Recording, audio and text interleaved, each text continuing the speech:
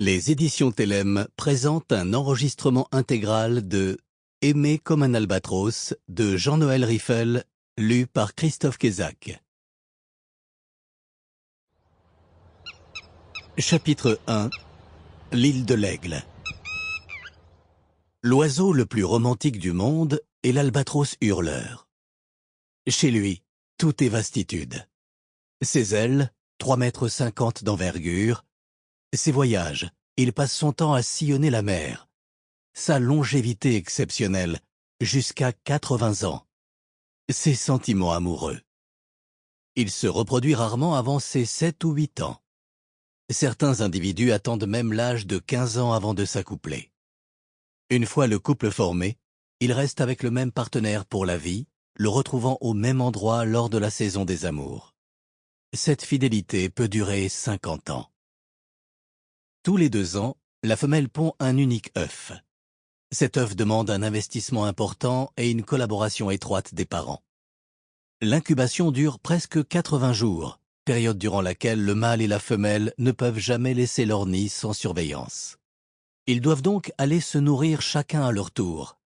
L'un reste au nid pendant que l'autre parcourt la mer. C'est un système de garde alterné. Or, trouver à manger n'est pas une sinécure pour ces oiseaux qui pêchent dans le grand large. Ils partent à l'aventure entre 2 et 30 jours aux confins hostiles des mers australes et voyagent plusieurs milliers de kilomètres pour dénicher leur pitance à la surface de l'eau. Calmars, petites crevettes. Certains d'entre eux, portés par les vents, font même le tour de l'Antarctique, 5000 kilomètres, avant de revenir auprès de leurs partenaires. Les albatros nous donnent une leçon de couple pour éviter l'échec amoureux. Il faut choyer la liberté de l'autre, s'éloigner temporairement, éprouver le manque, afin de mieux se retrouver dans une attirance toujours renouvelée.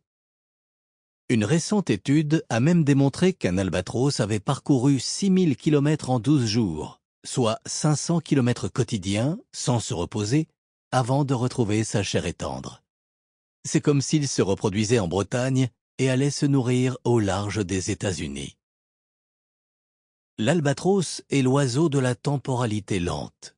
Une longue incubation, une maturité sexuelle tardive, un processus de séduction fait d'attentes indécises et de persévérance pour trouver le partenaire idéal.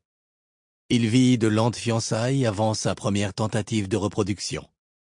Ses exigences amoureuses sont hautes et une cour prolongée forge des liens intimes et stables dans la durée. Cet oiseau est un vagabond. Sample complete. Ready to continue?